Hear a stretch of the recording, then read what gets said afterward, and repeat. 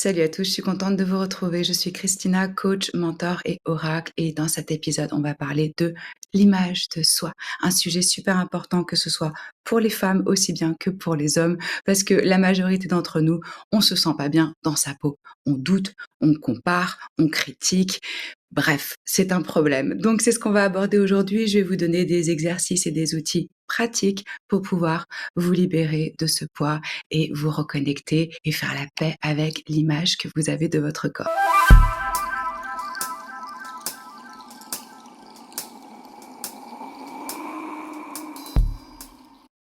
Alors déjà, j'aimerais commencer par dire qu'on vit dans un monde où les standards de beauté, où les normes de beauté sont absolument impossibles à atteindre. Il faut savoir aussi que les hommes sont de plus en plus confrontés à cette même pression. C'est pas que pour nous, les femmes, c'est tout le monde à la même enseigne. Donc, mon objectif aujourd'hui, c'est vraiment de vous aider à recadrer tout ça, à arriver à ressentir clairement en vous, d'avoir ce savoir, cette certitude que vous êtes sexy, de pouvoir vous faire confiance, de croire en vous, d'agir comme si sexy c'était quelque chose de naturel, et on va développer, vous allez comprendre pourquoi c'est réellement un état d'esprit et que ça n'a rien à voir avec votre apparence.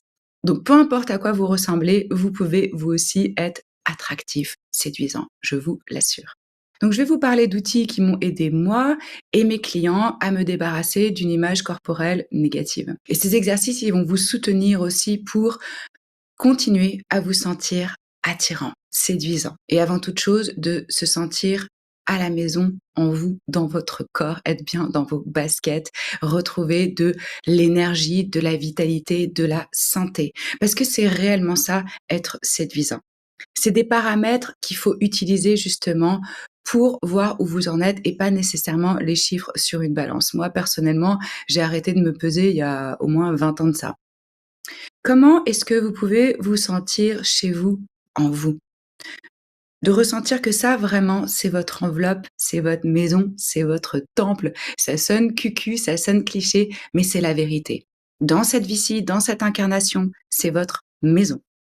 Donc vraiment mon souhait pour chacun d'entre vous, et je sais que c'est tout à fait possible, c'est d'arriver à ça. Mais pour ça, il va falloir se désabonner de beaucoup de choses que vous avez reçues, que vous avez intégrées, que vous entendez, qu'on vous a dit. Sachez que homme ou femme, vous êtes suffisamment beau, belle, digne, attirant, exactement comme vous êtes aujourd'hui, en ce moment même.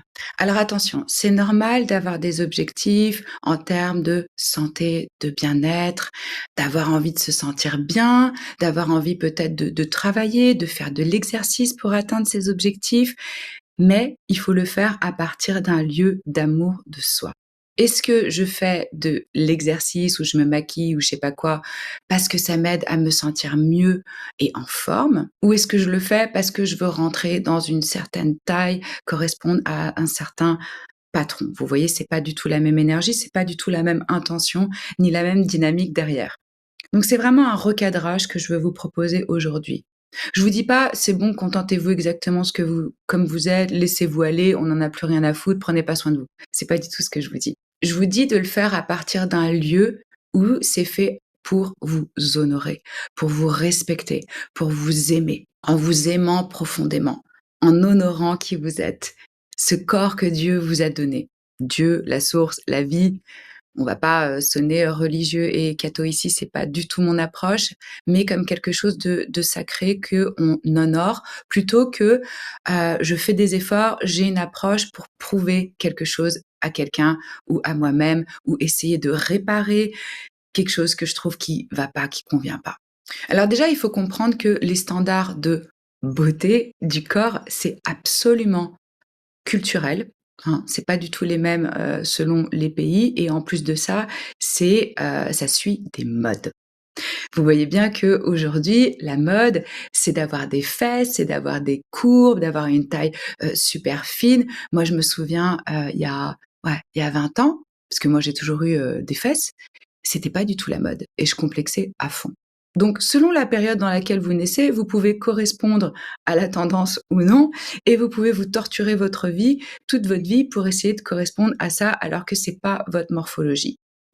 L'industrie du bien-être, de la beauté, vous inculque, vous programme en vous disant: pour être séduisant ou attirante, vous devez correspondre à tel ou tel standard. Ou vous devez, passer par telle ou telle, chirurgie, avoir tel ou tel produit de beauté. Bref, ce qu'on vous explique, c'est comment vous êtes aujourd'hui, ici et maintenant. De toute façon, ça ne va pas et il y a quelque chose à l'extérieur de vous que vous devez, bien sûr investir, hein, financièrement pour vous améliorer, pour changer, pour pouvoir vous aimer, vous accepter.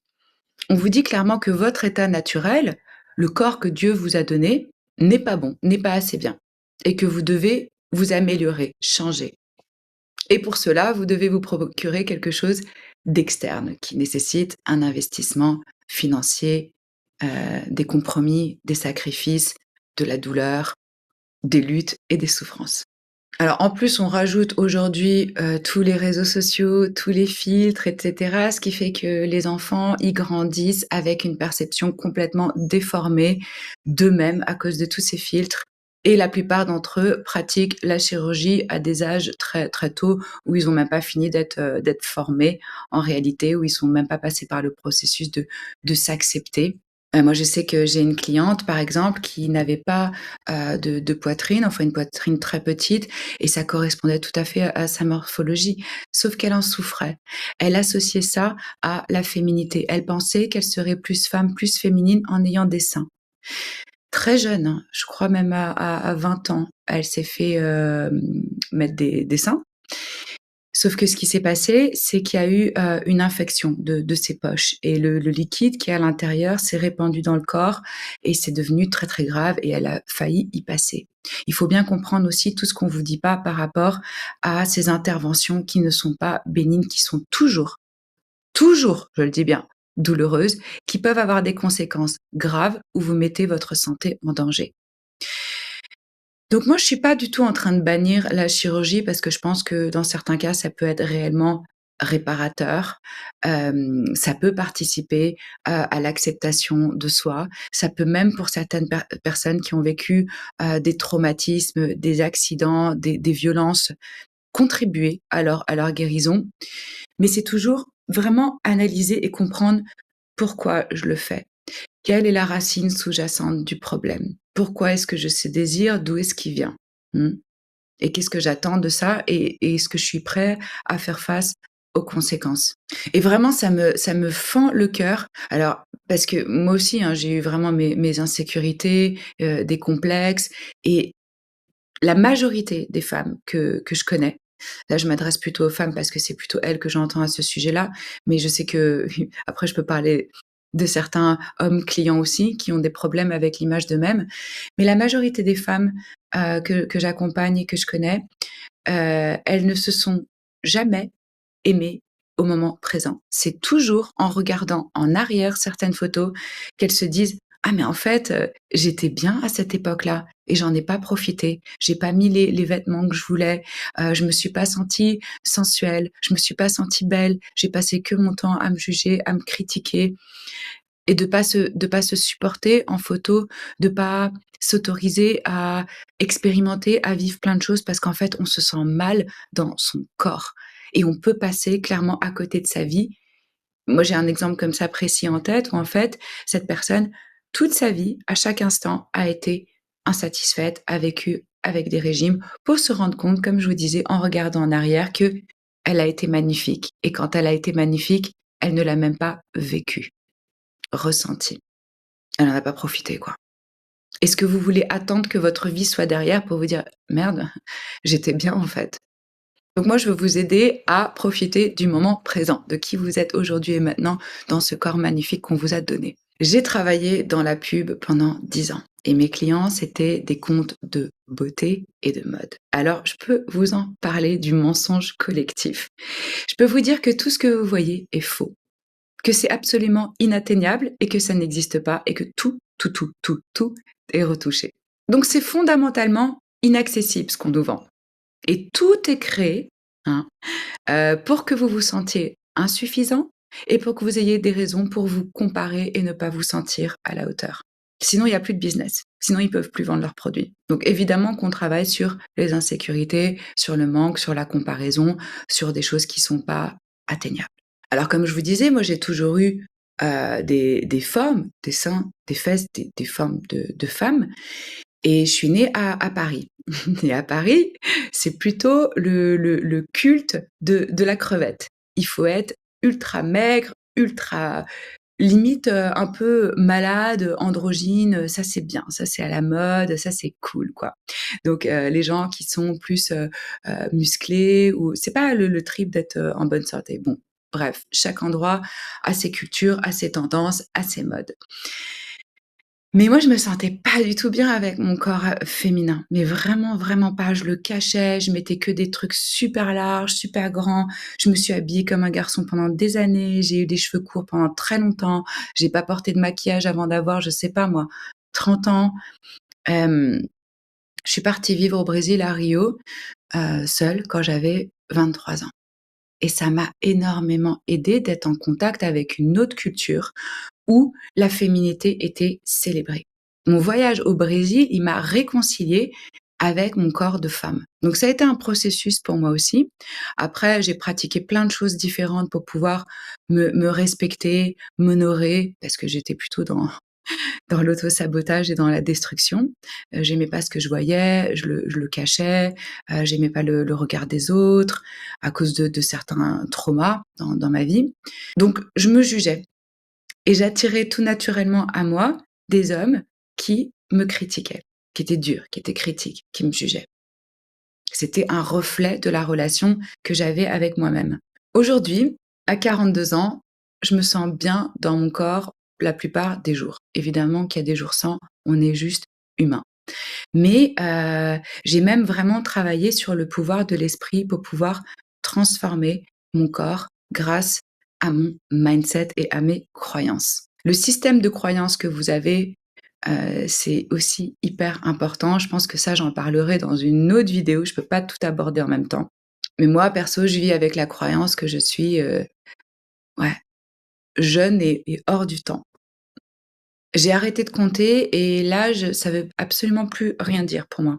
Donc les jours où je me sens, plus vulnérable, voilà, c'est là où je sais qu'il faut doubler sur le self-love, sur la compassion, sur l'amour de soi. Alors qu'est-ce qui se passe? C'est que souvent on va chercher cette validation à l'extérieur de soi.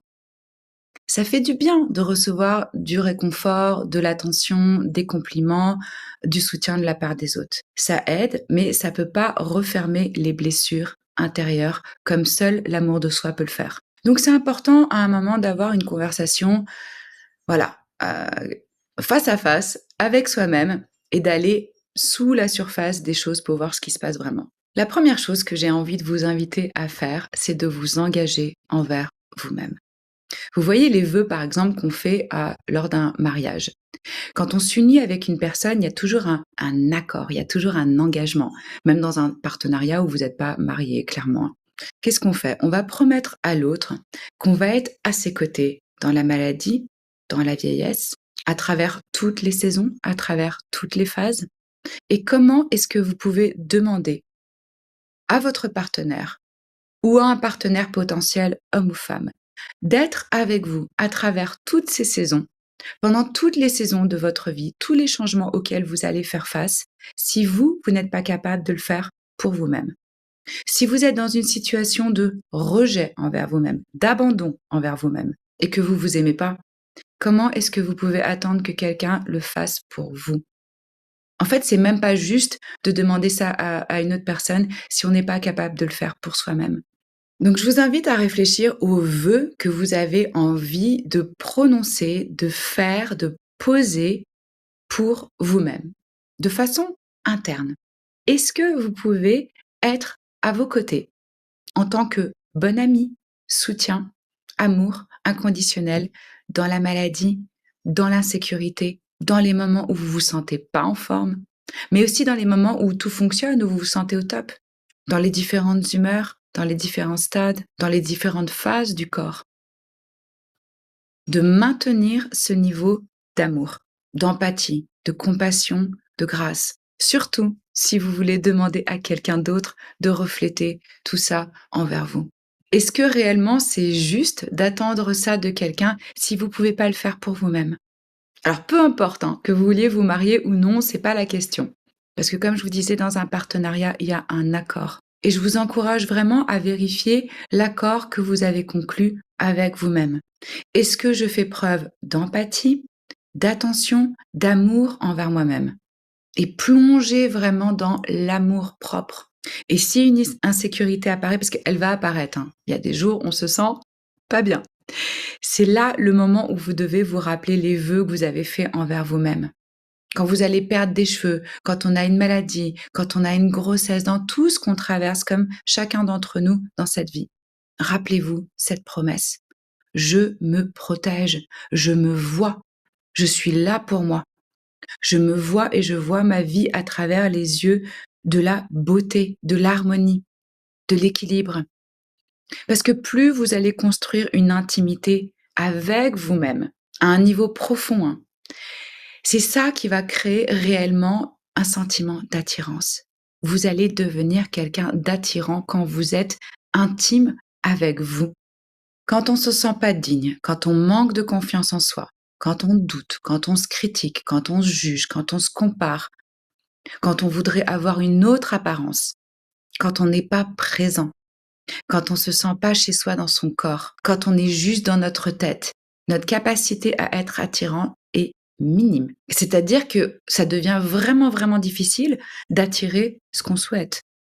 Si vous avez envie d'être quelqu'un d'autre, vous comprenez que c'est difficile réellement de pouvoir être attractif, de pouvoir être magnétique. La clé, le secret, c'est d'être qui vous êtes maintenant et de pratiquer réellement la présence, d'être incarné, d'être dans votre corps, d'être présent, de vous accepter, de vous sentir en sécurité. Vous devez être avec vous-même maintenant, créer ce partenariat, cette intimité pour développer, faire grandir votre capacité d'attraction. Alors, je suis sûre que vous avez déjà rencontré lors d'un, je sais pas, un truc social, une fête ou n'importe quoi, une personne qui rentre pas du tout dans les patrons là, de les standards de beauté et qui malgré tout est super attirant, homme ou femme. Qu'est-ce qui fait que cette personne est magnétique? Cette personne se sent bien dans sa peau. Cette personne a confiance en elle et elle attire l'attention de tous les autres autour dans la pièce. Pourquoi? Parce que il ou elle fait ressentir ça aux autres. C'est ça qui est attirant. C'est l'amour qu'on a de soi, c'est la confiance qu'on a en soi-même, c'est le fait d'être bien, d'être à l'aise, en fait, d'avoir une sécurité émotionnelle envers soi-même, ça crée cette sécurité émotionnelle pour les autres. Je vous assure à 300 qu'il ne s'agit pas de votre attirance physique pour être attirant. Est-ce que vous avez déjà rencontré quelqu'un comme ça? Mettez-le moi dans les commentaires parce que je suis sûre que vous avez vu quelqu'un comme ça. Moi, je me souviens très bien la première fois que j'ai rencontré une femme qui était vraiment ronde et que je trouvais absolument gorgeous, genre magnifique, genre tellement belle. J'étais là, waouh! Comment est-ce qu'elle s'assume? Comment est-ce qu'elle est attirante? Et là, ça a fait péter les références, les patrons de beauté que j'avais comme ça à Paris. Je me suis dit: «Mais elle a un truc» et en fait, après, je me suis vraiment intéressée à ça et j'ai étudié et j'ai vu que c'était lié au fait d'être à l'aise et d'être en connexion avec soi-même et d'être présent. Donc êtes-vous suffisamment en accord avec vous-même en ce moment pour rester ouvert, pour créer cette sécurité émotionnelle? Ces choses, elles vivent au plus profond de vous et c'est ça qui transcende votre apparence. La confiance, c'est sexy. La présence, c'est sexy. Et c'est quelque chose qui se passe de l'intérieur vers l'extérieur. C'est une énergie qui émane de vous. Alors maintenant, le deuxième exercice dont je voudrais vous parler, c'est l'exercice du miroir.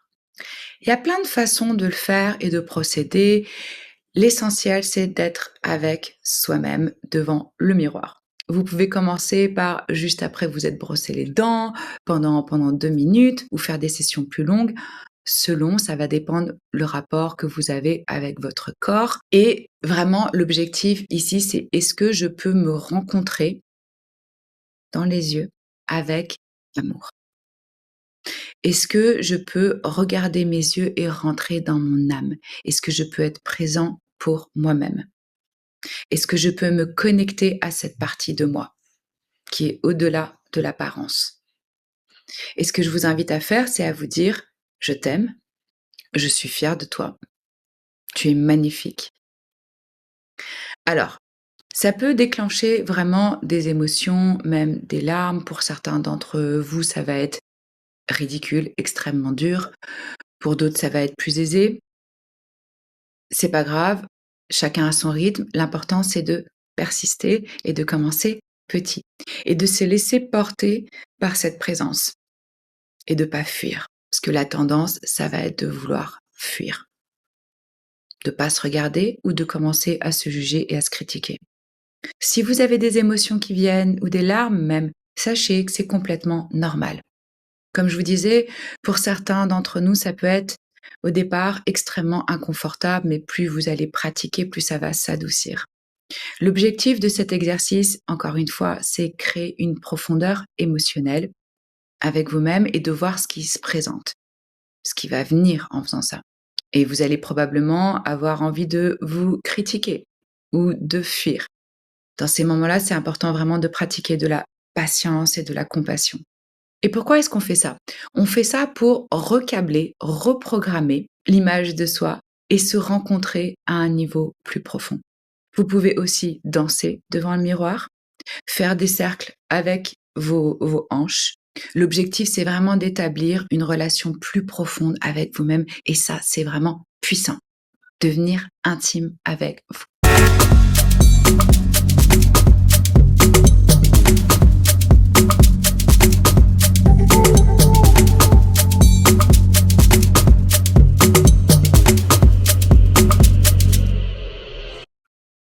Le troisième exercice que je vous propose, c'est le toucher et le plaisir. Alors, ça va être ce qui vous sert, ce qui vous fait du bien en fonction de l'état de la relation que vous avez avec vous-même et avec votre corps. De pratiquer le toucher avec soi, léger, le contact, d'avoir les mains sur le ventre, sur les jambes, sur les parties que vous rejetez, que vous n'aimez pas, de découvrir quelle partie de votre corps est une source de sensation, de plaisir, de sensualité, ou même qu'est-ce qui vous excite, et de commencer à réapprendre à associer ces différentes parties du corps qu'on n'aime pas tellement, en incorporant la sensualité à travers ces endroits. Vous pouvez vous mettre de la musique, respirer, mettre les mains sur le ventre et pratiquer la gratitude et lui parler combien il vous aide, ce deuxième cerveau. Avoir des touchés légers, créer des cercles avec vos hanches. Vous pouvez aussi, si vous avez des difficultés à apprécier vos jambes, vraiment les caresser doucement, les regarder, leur dire combien elles vous servent pour avancer dans ce monde, pour voyager, pour vous soutenir. Vous voyez, se réapproprier les différentes parties, communiquer et apporter du plaisir, de la douceur, du soin, de la sensualité. Pour les femmes, vous pouvez utiliser les œufs là, yoni. Moi, je sais que pendant longtemps aussi, j'ai pratiqué des méditations guidées pour l'utérus, pour retrouver dans cette partie-là un sens de sécurité, pouvoir accueillir, recevoir l'autre. Parce que quand on a eu des traumas, ces parties-là, après, c'est très difficile de pouvoir accueillir, recevoir, ressentir du plaisir et de vraiment vous parler, homme ou femme, et ressentir que vous êtes digne de recevoir ça maintenant, exactement comme vous êtes. Et ma dernière invitation pour vous, c'est vraiment le jeu, l'expérimentation et l'expression libre. Comment est-ce que vous pouvez utiliser les vêtements, les bijoux, les parfums, les accessoires pour vraiment laisser l'intérieur s'exprimer à l'extérieur et laisser les autres vous voir et être vus et oser vous mettre en lumière. Peut-être que vous avez envie d'essayer des couleurs que vous portez pas d'habitude. Peut-être que c'est le moment de mettre la tenue que vous gardez pour les événements spéciaux ou les sous-vêtements que vous mettez jamais. Qu'est-ce qui se passe dans votre corps quand vous faites ça? Ça va vous aider à briser certaines croyances. Vous voyez, d'aller mettre la tenue, vous vous dites: «Ah non, mais là, moi je peux pas porter ça, faudrait que j'ai perdu 10 kilos. Ah non, mais ça c'est juste pour les occasions spéciales».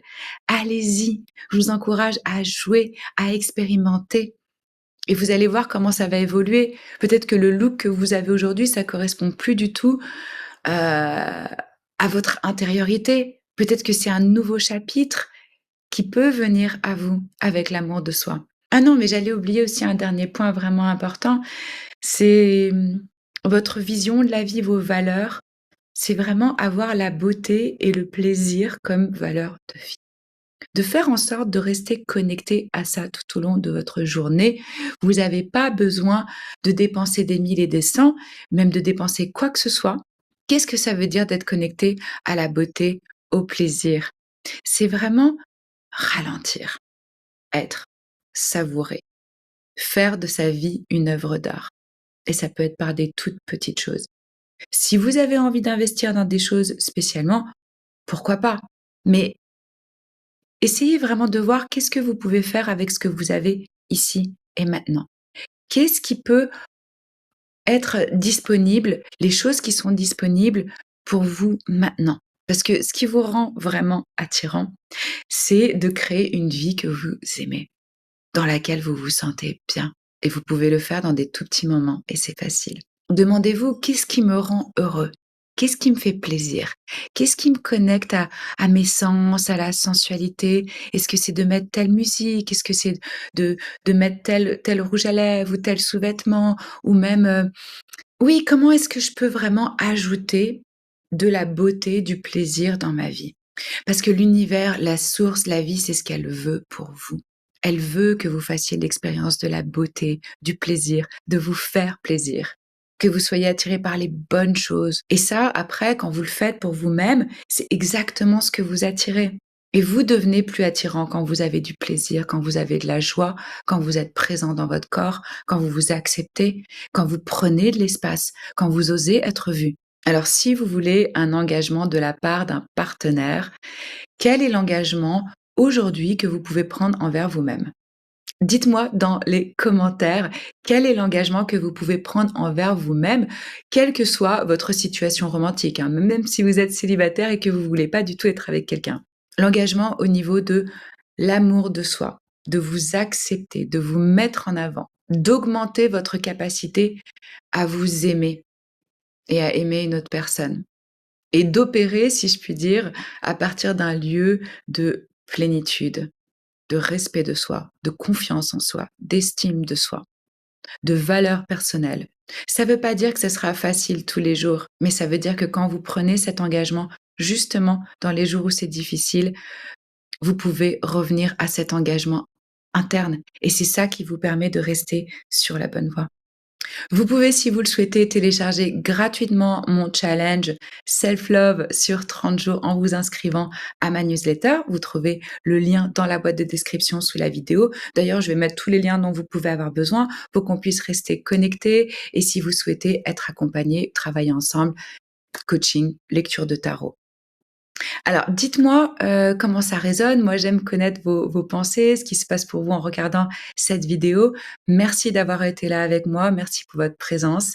J'espère que vous avez aimé l'épisode d'aujourd'hui et n'oubliez pas de vous abonner, de liker, de partager. Je vous embrasse fort et je vous dis à la semaine prochaine. Ciao.